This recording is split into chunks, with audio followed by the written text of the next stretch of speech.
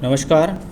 एक 55 वर्षीय युवक की कुंडली हमारे सामने 9 जून 1965 रात्रि 11:45 पर इनका जन्म हुआ। कुंभ लगन और तुला राशि की ये कुंडली है, यानी लगन का स्वामी शनि है, राशि के स्वामी शुक्र हैं। दोनों अपने आप में बेहतर मित्रता रखते हैं, यानी लग्नेश और राशिश दोनों के मालिक यानी मन और शरीर दोनों के मालिक जो शनि शुक्र हैं, जब परम मित्रता आपस में रखते हों तो व्यक्ति अपने जीवन में अपने शरीर को और अपनी बुद्धि को दोनों को एकाग्र यानी मन को एकाग्र करते हुए जीवन में तरक्की हासिल करने की बहुत हद तक संभावनाएं बढ़ जाती हैं। लग्नेश लगन में शनि मूल त्रिकोण राशि में अपनी ही राशि में बैठा है, इसको बोलते हैं शश नामक महापुरुष योग। अब होता क्या है, ये लग्नेश लगन में है, स्वास्थ्य के लिए अच्छा, आयु के लिए अच्छा, मान सम्मान के लिए अच्छा। व्यक्ति अपने जीवन में स्वयं के बल पर कुछ कर गुजरने में सक्षम होता है, यानी ऐसे व्यक्ति निश्चिततः अपने बल पर कुछ ना कुछ अवश्य अच्छा कर लेते हैं। साथ ही साथ जब लग्नेश लगन में बैठता है तो कहीं ना कहीं आपके अच्छे घर परिवार की पृष्ठभूमि को भी दर्शाता है। लग्नेश लगन में हो और शश नामक महापुरुष योग बनता हो तो ये शनि के कारकत्व में वृद्धि करता है। शनि के कारकत्व में सबसे पहली कारकत्व जो सबसे महन होता है वो होता है मेहनत, लेबर, यानी व्यक्ति इस चीज़ से कदापि नहीं घबराता, किसी भी प्रकार से सभी परिस्थितियों में मेहनत करने में सक्षम होता है। और मंगल जैसा एक ग्रह जब उसको दृष्टि दे रहा हो तो ये आपके साहस में वृद्धि कर लेता है, यानी व्यक्ति जीवन में जो ठान ले उसको अपने बल पर अवश्य कर लेता है। ये अपने आप में एक बहुत अच्छा कॉम्बिनेशन है जो आपको शारीरिक रूप से दक्ष कर देता है इस मामले के लिए।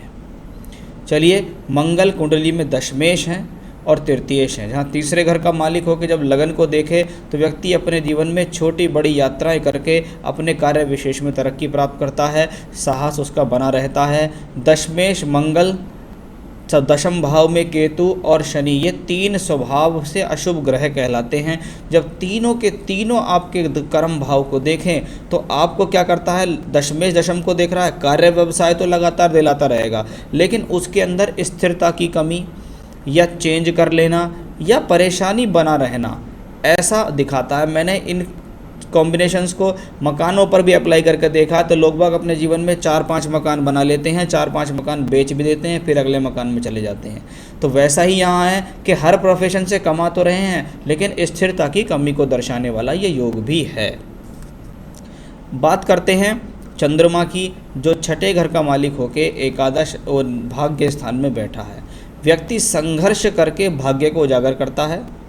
साथ ही साथ भाग्य स्थान में बैठा हुआ चंद्रमा, क्योंकि वो शुक्र की राशि में बैठा हुआ है, इसलिए ये ग्रह आपको कहीं ना कहीं आपके भाग्य को बनाने में मददगार साबित होगा। साथ ही साथ शुक्र की बात करें, योग कारक शुक्र यानी केंद्र और त्रिकोण, वृषभ राशि तुला राशि दोनों का मालिक है शुक्र, पंचम में बैठा है, यानी जीवन में सुख, साधन, भूमि, जमीन जायदाद का सुख मिलेगा, भाग्य का सुख मिलेगा, पैतृक संपत्ति का सुख मिलेगा, घर परिवार की तरफ से भी पैतृक संपत्ति का सुख मिलेगा, और व्यक्ति स्वयं अपने बल पर भी यानी अपनी बुद्धि के द्वारा, योजनाओं के द्वारा अपने जीवन में स्वयं के बल पर मकान बनाने में सक्षम होगा एवं अपने भाग्य को अपनी बुद्धि के द्वारा उजागर करेगा और उससे उसको लाभ भी मिलेगा, क्योंकि शुक्र यहाँ पंचम में बैठकर एकादश भाव को देखते भी हैं। यानी जीवन में कभी भी शुक्र की महादशा आ जाए तो आपके जीवन में बहुत अच्छा परिणाम देगी। चलिए बात करते हैं चौथे घर में बैठे हुए 4 ग्रहों की। सबसे पहले बैठा है बृहस्पति, एकादशेश द्वितीयेश होके चौथे घर में बैठा है, यानी 2 लाभ स्थान का मालिक जब 4th हाउस में बैठता हो तो ये आपको सोर्स ऑफ इनकम तो देगा, अपनी दशा में आपको सोर्स ऑफ इनकम देगा। कभी कभी ये combination multiple source of income भी देते हैं, यानी व्यक्ति जीवन में 1, 2 या 3 प्रकार से पैसा कमाने में सक्षम होता है। कभी कभी कुछ लोग होते हैं प्रॉपर्टी से भी पैसा कमाते हैं, मकान फ्लैट को किराए पे दे देते हैं या उसकी लेवा बेची करके भी पैसा कमा लेते हैं अपने काम के अलावा। गुरु के साथ राहु की निकटता प्रॉब्लमेटिक होती है, क्योंकि गुरु राहु का संयोग शास्त्र में अच्छा नहीं माना जाता। कुछ लोग इसको गुरु चांडाल योग या दोष बोलते हैं। वहाँ प्रॉब्लम ये है कि जब राहु बृहस्पति के निकट हो जाए तो ये कहीं ना कहीं आपकी मति को भ्रम करता है। अच्छा खासा समझदार व्यक्ति भी अपने जीवन में गलत निर्णय लेता है, यानी बृहस्पति जैसा ग्रह राहु के वशीभूत होकर कार्य करता है और वहाँ उसकी बुद्धि भ्रमित हो जाती है। फिर उसको लगता है कि तुम्हारी बुद्धि भ्रमित हो गई, नहीं तो ये काम ठीक होता या ये डिसीजंस ठीक होता। बुध भी बैठे हुए हैं यहाँ, पंचमेश का चौथे घर में जाना और चौथे के मालिक का पंचम में आना अच्छा राशि परिवर्तन है, जो संतान से सुख सहयोग दिलाता है। जीवन में संतान तरक्की भी करती है, साथ ही साथ आप अपनी बुद्धि और ज्ञान के बल पर सब सुख सुविधाएं एकत्रित करने में भी सक्षम होंगे। और पत्नी स्थान का मालिक सूर्य भी चौथे घर में है, यानी पत्नी की तरफ से भी आपको सपोर्ट मिलेगा। पत्नी अगर चाहें तो स्वयं के बल पर कुछ ना कुछ धन अर्जन करने में सक्षम होंगी, या उनको आप अपने कार्य में लगाएंगे तो आपको सपोर्ट करेंगी, क्योंकि ये 4th हाउस है और सप्तमेश का चौथा अपने से दशम में जाना कभी कभी ससुराल पक्ष से भी आपको सहयोग दिलाता है। शनि और मंगल इस कुंडली के अंदर एक दूसरे के आमने सामने, जब दो ग्रह अशुभ ग्रह लगन और सप्तम भाव में आमने सामने हो तो कभी कभी व्यक्ति को जीवन में पत्नी के साथ तालमेल में गड़बड़ाहट भी हो जाती है। कोई बड़ा इशू मुझे अभी तक वैवाहिक जीवन को लेकर नज़र नहीं आया। चलिए, ये तो हॉरोस्कोप्स की बात हुई। बात करते हैं बुध की महादशा की, कि बुध जो कि पंचमेश है, शुक्र से राशि परिवर्तन करके बैठे हुए हैं, यानी बुध की दशा में राजयोग अवश्य मिलेगा। एक तो राशि परिवर्तन में है, एक पंचमेश हैं और एक योग कारक शुक्र से संबंध बनाते हैं। साथ में बृहस्पति भी है, साथ में सूर्य भी है, यानी बुध की दशा में भूमि जमीन जायदाद वाहन का सुख मिलेगा, सोर्स ऑफ इनकम बढ़ेंगे। अब बुध का संबंध दशम से है, यानी कर्म होता रहेगा। नवांश कुंडली में देखिए बुध राहु के साथ है। राहु केतु एक्सेस में बुध का जाना कोई इतना खराब नहीं है, ये आपकी बुद्धि की चपलता को बढ़ाता है, आपको इंटेलिजेंट बनाता है। मंगल की उस पर दृष्टि है तो भी कोई प्रॉब्लम नहीं। दशमांश कुंडली ये प्रोफेशनल लाइफ के लिए जानी गई है, और बुध वहाँ पंचमेश होकर दशम सप्तम में बैठा है, लगन को दृष्टि देता है, उसको भी मंगल का सहयोग है। इसका मतलब एक बात तो पक्की है कि बुध की दशा आपके करियर के लिए एक अच्छी दशा है, इसको मैं खराब दशा नहीं कहूँगा।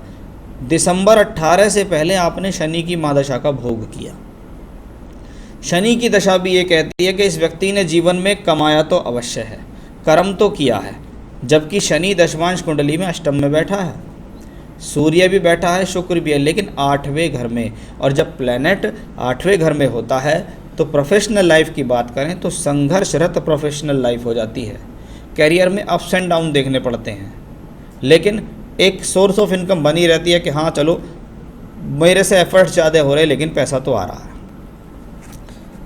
अब बुध की दशा आ जाएगी। अब बुध चल रही है मई 21 तक, उसके बाद बुध में केतु आ जाएगी आपको। अब थोड़ा सा बुध में बुध तक तो ठीक है, केतु जब आएगा 10th हाउस में केतु, मंगल की राशि में मंगल से दृष्ट, शनि से भी दृष्ट, यानी दशम भाव पर आप देखें तो 1 2 3 और 4 7 ग्रहों का योग दशम भाव से संबंध बनाता है, और अगली दशा भी बुध में केतु की ही है। तो आने वाले समय में आपको कुछ ना कुछ अच्छा तो होगा। वो अच्छा आपके साथ चेंजेस के साथ भी हो सकता है कि कुछ चेंज हो के लाइफ में कोई परिवर्तन, कोई स्थान परिवर्तन, या कोई पुरानी चीज़ छोड़ के नई चीज़ की तरफ अग्रसर हो गए, कोई अपॉर्चुनिटी अच्छी टकरा गई, उससे आपको फ़ायदा मिलेगा। क्योंकि केतु आपकी दशमांश कुंडली में 12th में बैठा है, शनि की राशि में बैठा और शनि अष्टम में, इसलिए डिसीजंस बहुत सावधानी से। मई 21 से मई 22 बहुत सावधान रहना है आपको, क्योंकि मई 22 के बाद जब बुध में शुक्र आएगी आपको बहुत अच्छा परिणाम देगी। तो इसलिए उस दौरान कोई भी योजना बनाएं, उसमें स्थिरता रखें। और मैं आपसे यही सलाह दूंगा कि मई 21 से मई 22 आप कोई भी बड़ा काम ना करें, कोई नया उतार चढ़ाव ना करें, कोई भी डिस्टर्बेंस अपनी माइंड में ना लें। जैसा चल रहा सुचारू रूप से चलाएं, क्योंकि बुध में शुक्र मई 22 से और मार्च 25 तक जो आएगी वो आपके करियर के लिए एक बहुत अच्छा समय होगा। अगर आप उस दौरान कोई व्यवसाय भी करना चाहेंगे तो भी आपको सफलता मिलेगी। कुछ सवाल लेता हूँ आपके। जॉब स्टेबिलिटी नहीं रहती, अच्छी जॉब लगती है पर कोई ना कोई इशू की वजह से छूट जाती है, ये कब तक चलेगा और इसके लिए क्या करें वो मैंने आपको बता ही दिया। उसके लिए रेमेडी बता दूंगा जिससे आपके जॉब में स्थिरता आ जाएगी। मेरी हेल्थ कैसी रहेगी और मेरी एज कितनी है। देखिए एज के पॉइंट ऑफ व्यू से देखें, अभी बुध की दशा चल रही है, 2035 तक चलती रहेगी। अभी आपकी उम्र 55 वर्ष है और लगभग अभी 16 साल की बुध की दशा है, तो बहुत आराम से 72-74 वर्ष तो क्लियर ही दिख रही है। और मेरी वाइफ और मेरे से पहले कौन जाएगा, स्थिति तो ऐसा लगती है जैसे पत्नी पहले जाएगी, लेकिन ज़्यादा डिफरेंस आपके उनमें रहेगा नहीं। मेरा बुढ़ापा कैसा रहेगा फाइनेंशियली, बुध की दशा अच्छी है। मैं ये समझता हूँ दशाओं पे बुढ़ापा आधारित है। अगर दशा अच्छी है तो सोर्स ऑफ इनकम अच्छा है, सोर्स ऑफ इनकम अच्छा है तो व्यक्ति कमाएगा, क्योंकि अब आप वो व्यक्ति हो रहे हैं कि जो 70 साल की उम्र तक काम करेंगे आप। मुझे मेरे बच्चों का कैसा सपोर्ट रहेगा, मेरी 2 बेटियां हैं, बिल्कुल रहेगा। मैंने आपको यहाँ भी बताया था कि बच्चे भी कुछ करते हैं और सपोर्ट भी रखते हैं। आज तक कई जगह रहे हैं, मेरी जॉब की वजह से पोस्टिंग अलग अलग जगह होती रहती है। तो अब फाइनेंशियली हमारे बुढ़ापे में हम किस जगह सेटल होंगे, जोधपुर या जयपुर या कहीं और। देखिए जोधपुर जयपुर तो इसमें पता लगता नहीं। हाँ, फाइनेंशियली तौर पर या प्रोफेशनली तौर पर मुझको जो दिखता है, अगर जीवन में कोई लास्ट परिवर्तन होगा तो वो मई 21 से मई 22 होगा। उसके बाद आपके जीवन में कोई परिवर्तन नहीं होगा। फिर आप स्थिर रूप पे काम करेंगे। और जैसे कि आपने बताया पोस्टिंग अलग अलग हो जाती है, इसका मतलब आप जॉब कर रहे हैं। अगर आप अपनी जॉब से ऊब गए हैं कि मुझे जॉब नहीं करनी है अब, तो मैं आपसे ये कहूँगा आप चाहें तो 2022 के बाद अपना अच्छा खासा व्यवसाय शुरू कर सकते हैं, वो आपके लिए नुकसान नहीं रहेगा। अगला सवाल, बड़े मकान का योग है या नहीं। अभी हमारे पास जो घर है वो छोटा है, कई बार प्लान करते हैं बड़े घर लेने की, पर हो नहीं पाता है, तो क्या योग बड़े घर का है या नहीं। देखिए जब शुक्र बुध से राशि परिवर्तन करे, चतुर्थेश से राशि परिवर्तन करे, मई 22 से मार्च 25 जब बुध में शुक्र आएगी, आपके जीवन में निश्चिततः एक मकान का योग आ रहा है। उसको आप एक अच्छे और बड़े मकान में अवश्य कन्वर्ट कर पाएंगे, ऐसा मुझे यहाँ दिखाई दे रहा है। मेरी इनकम सोर्स कैसी बनी रहेगी। देखिए पिछली दशाएं भले ही कैसी भी गई हों, लेकिन आगे सोर्स ऑफ इनकम आपका लगातार बना रहेगा। इनकम के नाम पर सिर्फ मेरी जॉब है और अभी एक बेटी की शादी करनी है, तो मैं किस एज तक जॉब करूँगा। किस एज तक जॉब की बात है, तो मैं सर आपको सलाह देना चाहूँगा कि आप एक बेटी की शादी और कर लीजिए, उसके बाद आप व्यवसाय के तौर पे आ जाइए, क्योंकि मुझको ऐसा लगता है कि आपको सोर्स ऑफ इनकम व्यवसाय से आने वाले समय में अच्छी मिल जाएगी। और अगर नौकरी बहुत अच्छी चल रही है तो उसको भी करते रहिएगा, क्योंकि मुझे तो सोर्स ऑफ इनकम आगे समय में अच्छे दिख रहे हैं। अगर मन में कोई भी विचार कभी बनाओ कि यार नौकरी करते हुए बहुत दिन हो गए, अब तो प्रोफेशन होना चाहिए या अपना कोई काम होना चाहिए, तो आप उसको कर सकते हैं। नहीं तो अगर सब ठीक चल रहा तो बदलने की ज़रूरत नहीं है। मैं तरक्की के पॉइंट ऑफ व्यू से देख रहा हूँ, तो तरक्की आपको नौकरी में भी उतनी ही मिलेगी और बिजनेस में भी मिलेगी। तो मोस्ट ऑफ ऑल आपके सभी सवालों के जवाब मैंने आपको दे दिए। ईश्वर कृपा से आप आने वाले समय में फाइनेंशियली भी स्ट्रांग हो जाएंगे और आपको जो भी आपकी जिम्मेवारियां उनको ठीक प्रकार से पूर्ण कर पाएंगे। अब आती है कुंडली के अंदर ऐसे योगों की बात कि उनका ऐसा क्या रेमेडी करें जिससे मेरी प्रोफेशनल लाइफ अच्छी हो। देखिए बुध को और शुक्र को दोनों को आपको सपोर्ट देनी चाहिए। सबसे पहली बात, जब बुध शुक्र को सपोर्ट की बात करते हैं तो एक तो पन्ना और एक डबल फायर ऑस्ट्रेलियन ओपल, ये 2 स्टोन आपको ज़रूर पहनने चाहिए। आपको चाहिए तो सर्टिफाइड स्टोन मुझसे भी आप प्राप्त कर सकते हैं। तो पन्ना और ओपल तो सबसे पहले आपको धारण कर लेने हैं अवश्य।